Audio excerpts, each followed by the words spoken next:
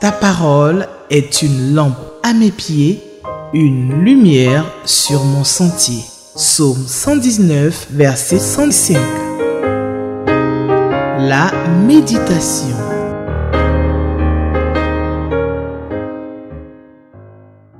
Bien-aimés frères en Christ, que la paix, la grâce de notre Dieu ne vous fasse pas défaut au cours de cette journée. Savez-vous pourquoi vous êtes un peuple distingué? C'est parce que vous avez l'opportunité chaque jour de réjouir le cœur de Dieu en venant à ses pieds pour lire et méditer sa bonne parole. C'est ce que nous allons faire ce matin dans Luc chapitre 1, versets 1 à 17. Nous répondrons aux questions 2 et 7. Nous prions. Notre Dieu, notre Père, nous bénissons ton nom parce que notre distinction vient du fait que nous te connaissons et que nous avons la possibilité chaque jour de venir à tes pieds pour méditer ta bonne parole.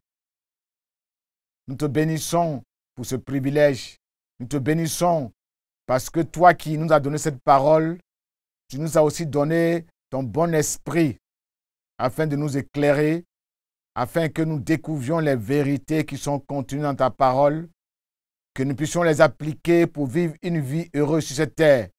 Bénis chacun de nous aujourd'hui, bénis ton Église, bénis la télévision TV Espérance, bénis la Ligue pour la lecture de la Bible, bénis tous les techniciens, les journalistes qui travaillent dans cette télévision, que ta grâce, ta paix et ta joie soient leur partage. Soutiens tous les bien-aimés qui écoutent cette parole, qui la méditent, que ton Esprit Saint leur donne la victoire sur le péché, sur la mort. Au siècle des siècles, nous avons prié et nous bénissons ton nom. Amen. Nous lisons la parole de Dieu, Luc chapitre 1, versets 1 à 17. Plusieurs ayant entrepris de composer un récit des événements qui se sont accomplis parmi nous, suivant ce que nous ont transmis ceux qui ont été plutôt des témoins oculaires dès le commencement et qui sont devenus des ministres de la parole. Il m'a semblé bon, après avoir fait des recherches exactes sur toutes ces choses depuis leur origine, de te les exposer par écrit d'une manière suivie, excellent Théophile, afin que tu reconnaisses la certitude des enseignements que tu as reçus. Verset 5. Du temps d'Hérode, roi de Judée, il y avait un sacrificateur nommé Zacharie, de la classe d'Abia. Sa femme était d'entre les filles d'Aaron et s'appelait Élisabeth. Tous deux étaient justes devant Dieu. Ils observaient d'une manière irréprochable tous les commandements et toutes les ordonnances du Seigneur. Ils n'avaient point d'enfants parce qu'Élisabeth était stérile et ils étaient l'un et l'autre avancés en âge.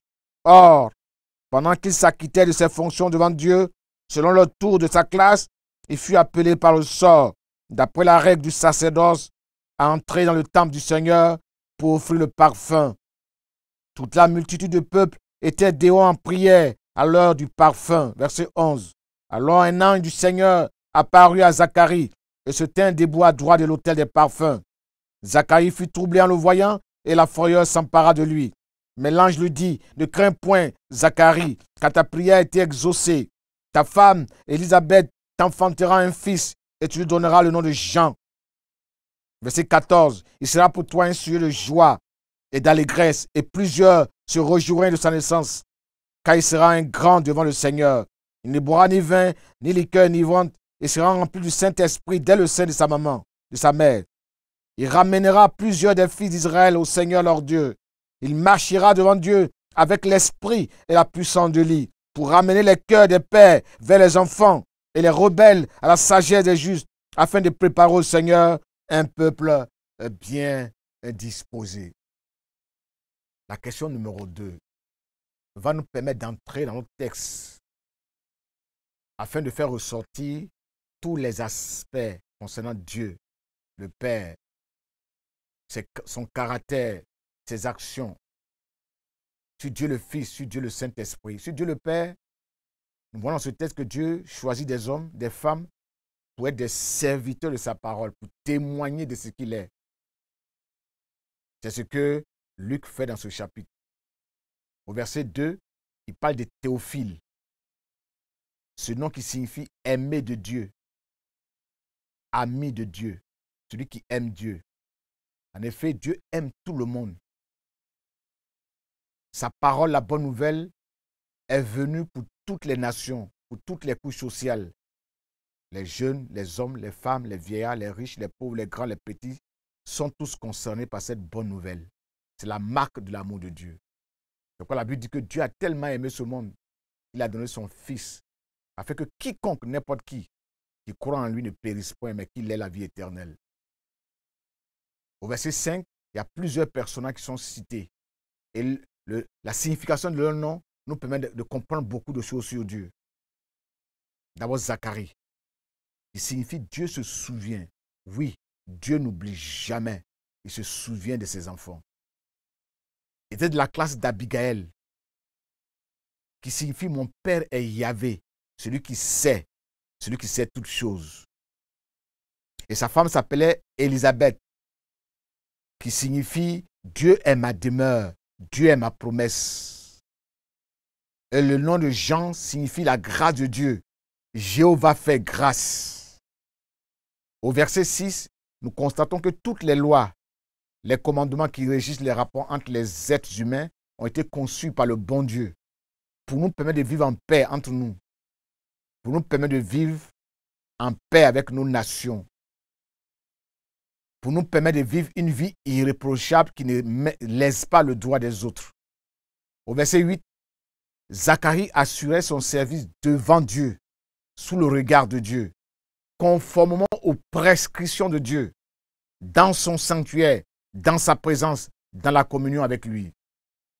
Au verset 11, nous voyons des anges qui sont des esprits du Seigneur.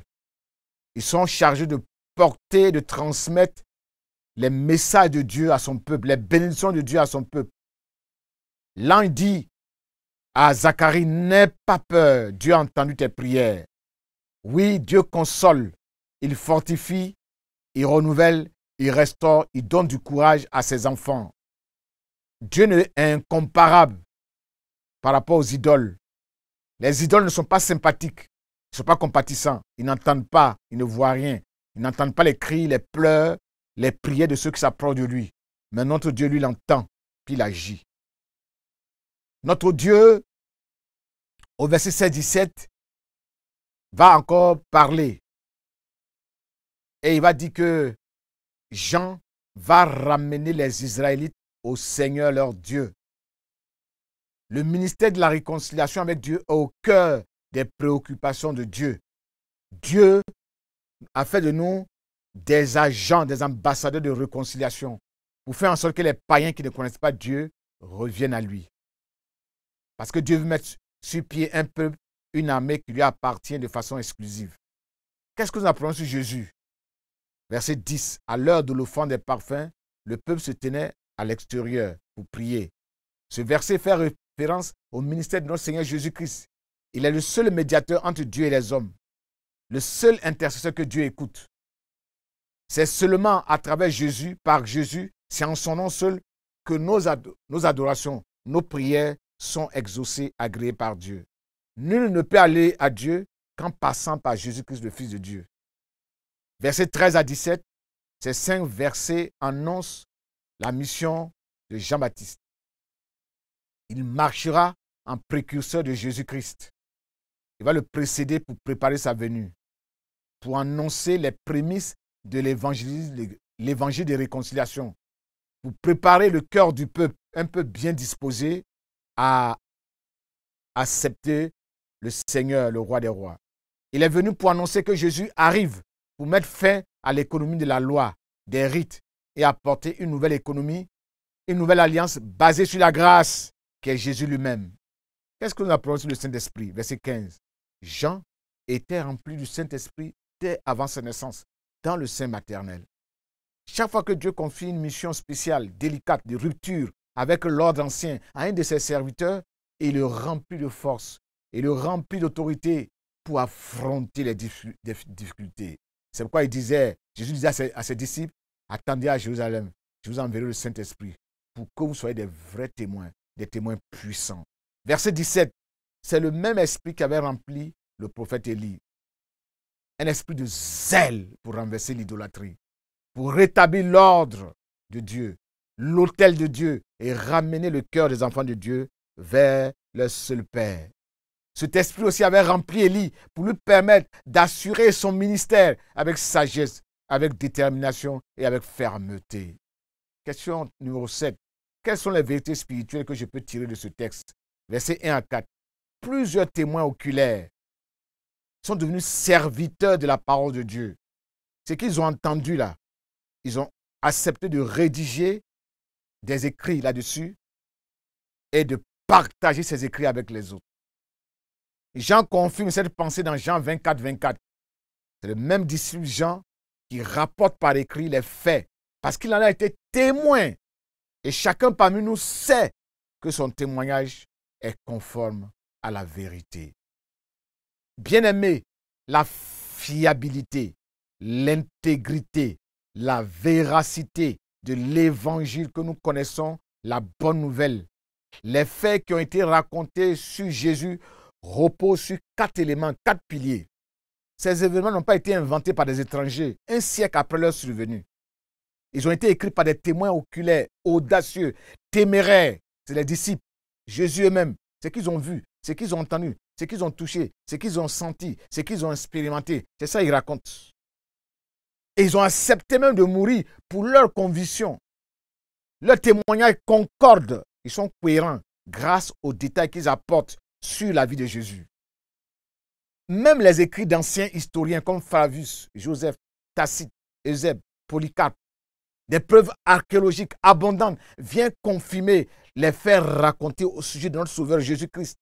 Son identité, sa moralité, ses actions, ses miracles, sa souffrance, sa résurrection. Tout cela, tous ces récits au sujet de Jésus sont crédibles, sont dignes de confiance. Ils sont conformes à la vérité. Ils ont le pouvoir de transformer les vies hier, aujourd'hui et demain. Jésus n'est pas un imposteur, ni un menteur, ni un fou. C'est le seul sauveur de l'humanité. Ces personnes ont entrepris de rédiger l'histoire de Jésus. Et toi, que fais-tu, mon bien-aimé, pour rédiger, pour raconter l'histoire de ton maître, l'histoire de ton sauveur? Bien-aimé, ton histoire personnelle complète-t-elle les actes des apôtres, les récits des disciples de Jésus?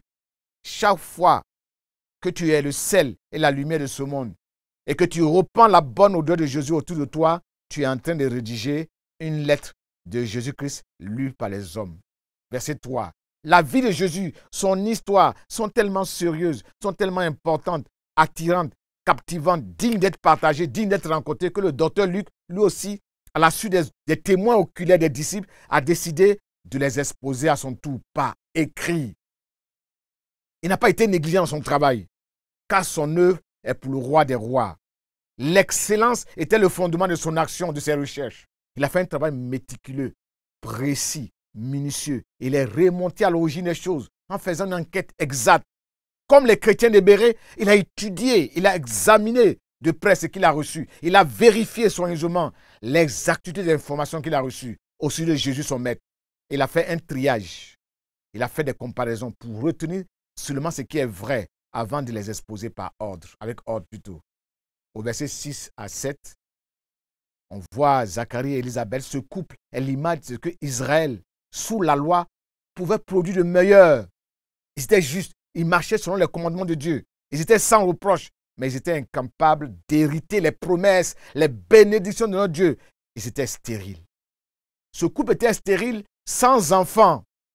Ils étaient avancés en âge, mais cela ne les empêchait pas de servir leur Dieu fidèlement, de persévérer dans la prière sans relâcher. Bien-aimés, nos faiblesses, nos handicaps ne doivent pas constituer un obstacle à notre vie de piété, à notre vie de consécration, à notre vie de service.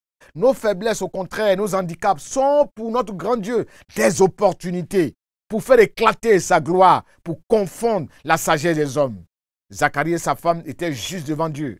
Notre justice devant Dieu doit se manifester de façon irréprochable dans l'obéissance, dans l'observation des lois, des commandements et des ordonnances de notre Seigneur Jésus.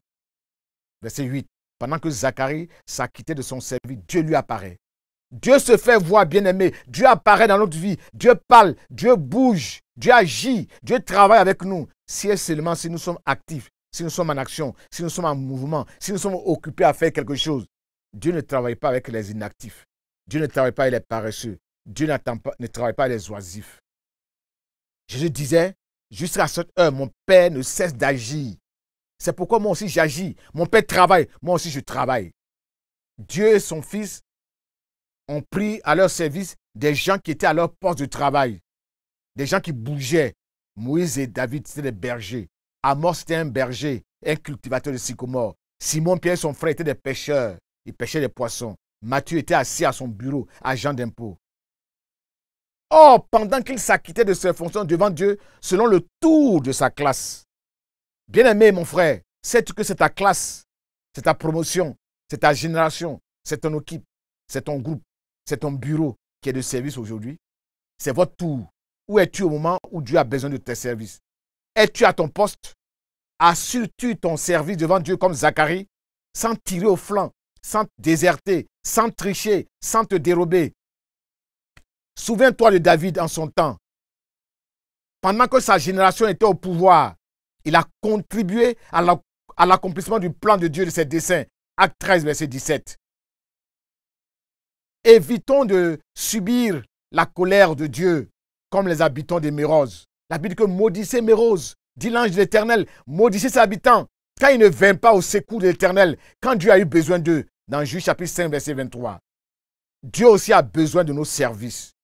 Quel est le serviteur fidèle, prudent, intelligent, digne de confiance, comme Zacharie, que son maître a établi sur ses gens pour leur donner la nourriture au temps convenable, que son maître, à son retour, va trouver en train de faire le travail que son maître lui a confié. Matthieu chapitre 24, verset 45 à 46. Verset 10. Le peuple se tenait dans le parvis pour prier. Le peuple de Dieu racheté ne se tient plus dans le parvis du temple, mais dans le lieu très saint aujourd'hui, pour parler avec Dieu face à face directement pour l'adorer. Car par la mort de Jésus, le voile qui séparait le lieu très saint du parvis a été déchiré. Chacun de nous peut entrer maintenant dans le lieu saint. Au verset 13, Dieu a entendu la prière fervente de Zacharie. Il lui donna un fils qui s'appelle Jean. Dieu seul peut faire grâce. Oui, lui seul peut faire mourir. Lui seul peut dépouiller. Lui seul peut humilier, arracher. Mais lui seul peut faire revivre. Lui seul peut enrichir et élever l'indigent pour l'honorer à la table des grands. C'est ça la faveur de Dieu. C'est ça l'amour de Dieu. La mission de ce fils précurseur de Jésus est bien circonscrite, bien limitée. Préparer le chemin du Seigneur. Annoncer l'arrivée d'un grand roi, d'un grand sauveur. Connaissant parfaitement sa mission, Jean-Baptiste disait de Jésus, il doit grandir, mais moi je dois diminuer. Car celui qui vient du ciel surpasse tout le monde. Il est supérieur à tous les autres qui viennent de la terre, tous les autres prophètes qui viennent de la terre. Jean 3, verset 30 à 31. Verset 14 à 17. La naissance de Jean, la grâce de Dieu, la faveur de Dieu a eu beaucoup de répercussions positives pour Dieu lui-même, pour les familles, pour les nations. Notre vie nouvelle en Jésus est une grâce de Dieu. Comme Jean, nous sommes devenus grands aux yeux de Dieu. Nous sommes mis à part pour être une bénédiction pour nos familles, pour nos nations. Ainsi, nous ne devons pas vivre n'importe comment parce que nous sommes remplis du Saint-Esprit. Comme Jean, nous ne devons plus nous enivrer de vin, car la Bible que c'est de la débauche. Éphésiens 5, verset 18. Notre grandeur devant Dieu ne dépend pas de notre taille, de nos richesses que nous avons accumulées, de notre position sociale. Mais notre grandeur devant Dieu se mesure par la qualité de notre vie chrétienne, par la qualité de notre vie de sainteté, par la qualité de notre vie de consécration, par le fait que nous craignons Dieu. Notre vie de grandeur se manifeste par le fait que nous sommes toujours remplis du Saint-Esprit. Nous marchons plutôt conduits par le Saint-Esprit pour être des agents de réconciliation, afin de ramener les hommes à Dieu, leur Créateur, afin de ramener les enfants rebelles à leurs parents, afin de préparer les cœurs endurcis pour recevoir la grâce de Dieu, l'amour de Dieu, pour accepter Jésus comme leur sauveur personnel.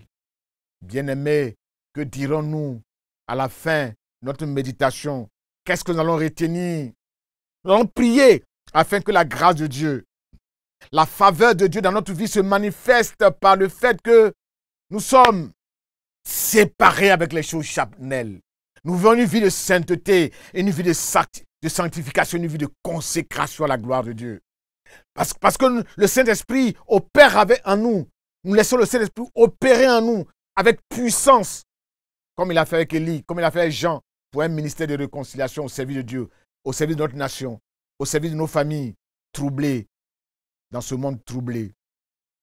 Par une vie aussi de sacrifice, une vie de consécration de nos enfants pour prendre la relève.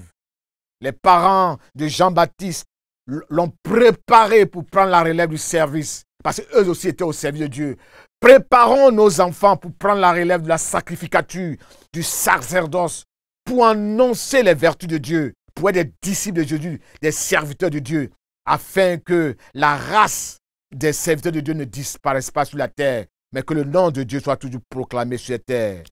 Prions. À toi toute la gloire, à toi la louange et l'honneur. Comme Luc, nous voulons aussi, par le témoignage de notre vie chrétienne, écrire une lettre de Jésus-Christ lue par les hommes.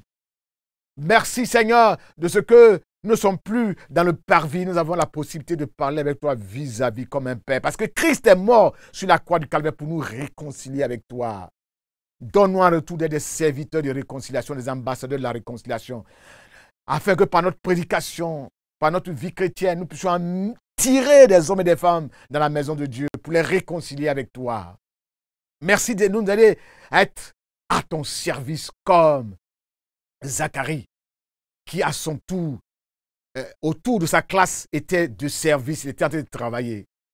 Que dans notre génération, dans notre classe, dans notre promotion, que nous soyons prêts pour faire ta volonté, pour faire ton œuvre, que nous ne puissions pas nous dérober. Merci de nous soutenir, merci de nous fortifier, afin que nous puissions préparer nos enfants comme le couple Zacharie l'a fait avec Jean. Préparer nos enfants plutôt à continuer le ministère, à continuer le service de Dieu pour la gloire de ton nom.